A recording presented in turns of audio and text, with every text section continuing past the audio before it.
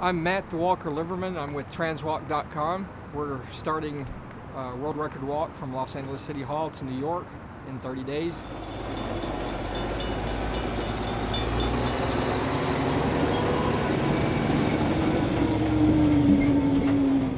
So I have roughly 2,902 miles to go from here.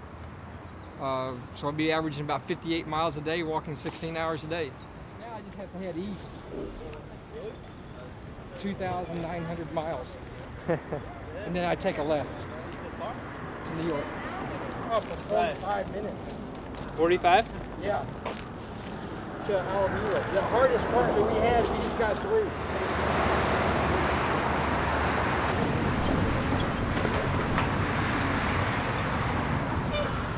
I'm doing this walk because I'm going to be the first American to set this record. It's been held by an Englishman for 40 years.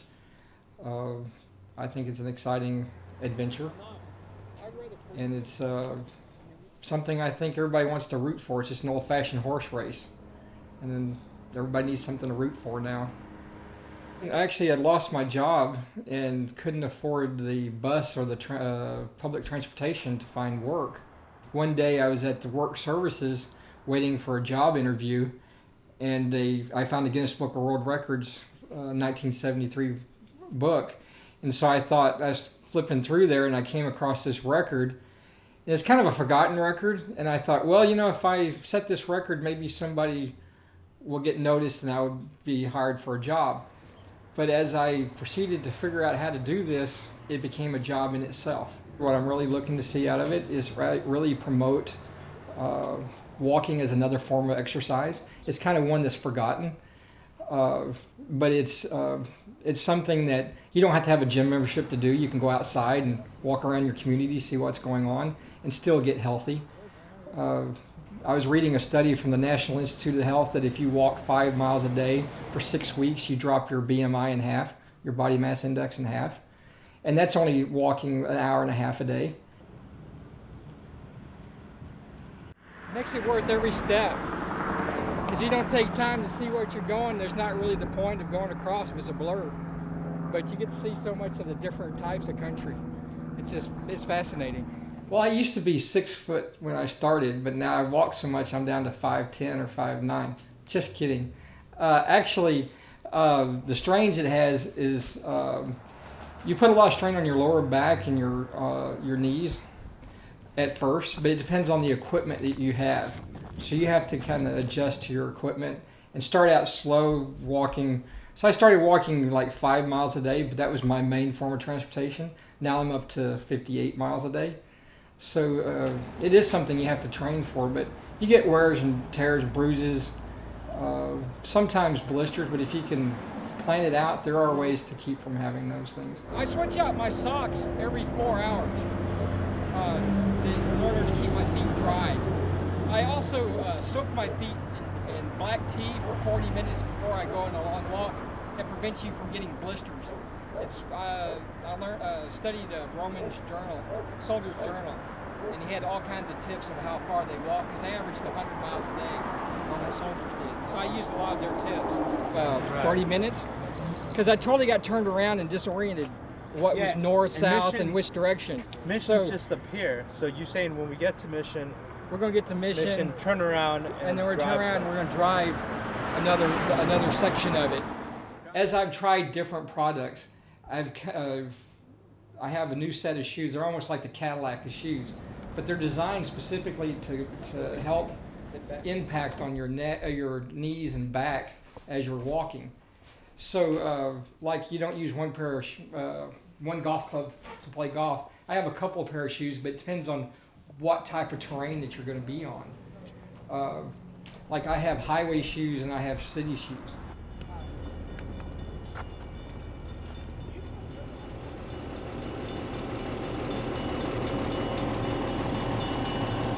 Yeah, these small delays are not that big of delays because this is a race with a calendar and a clock. So we have a little bit of time to make up anytime there's any slow delay like trains or traffic. Yeah, we're walking this route because I'm walking from LA to New York next month. Oh, for a set of world record. Yeah. Uh-huh. We're going to do it in 53 days. LA to New York. Oh, you guys? I'm walking. It's me. Yeah. Yeah.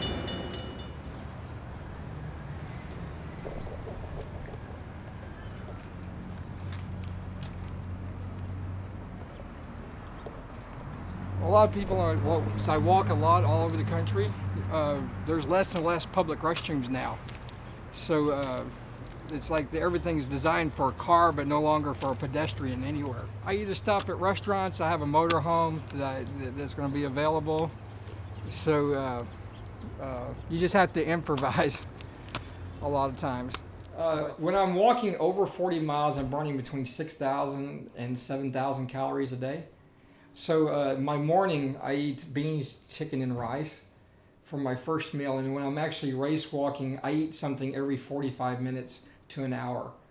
And then I'm sure to drink 3 liters of water every 4 to 5 hours, mixed with an electrolyte drink along the way. It's hard to eat 7,000 calories a day. So I'll lose 46 pounds the first month out. So I'll be about 146 pounds by the time I get to New York, and that's eating about a 4,000 calorie diet a day.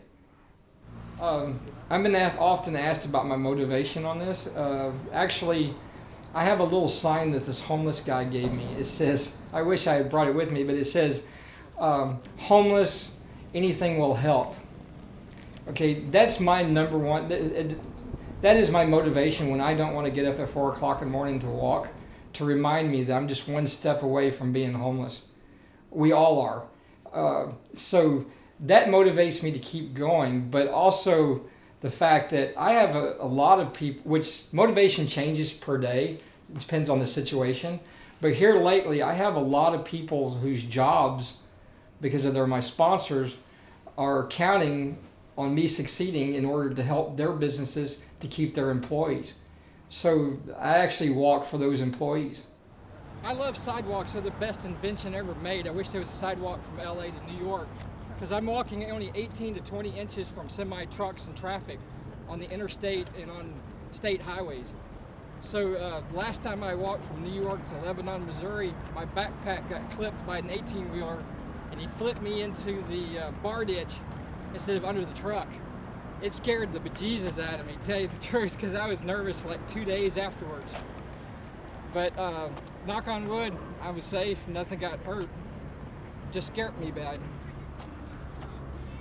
You know what? I just consider her safe.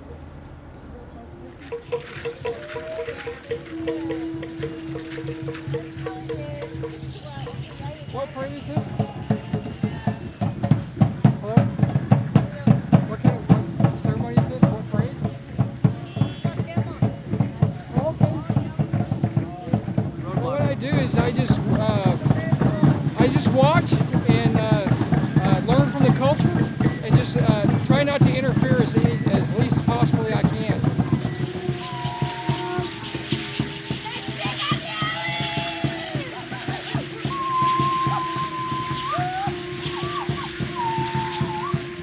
I prefer walking during the day than at night because of the traffic. The drivers can see me as well as I can see them. At night, drivers tend to be oversafe, and I'm kind of glad they are, but they put on their bright lights and they blind you, the pedestrians. So you have to stop, wait till you can see again, wait for the cars to pass, and get used to the night again to continue to walk. When you're on mountain curvy roads, you always have to make sure that you're in an area where a car can see you coming around a curve. So you're always constantly going back and forth on the road. My advice to the country, or to anybody or any individual, is this right here. You only have one life, and you can't wait around waiting for things to get better. You have to make them better.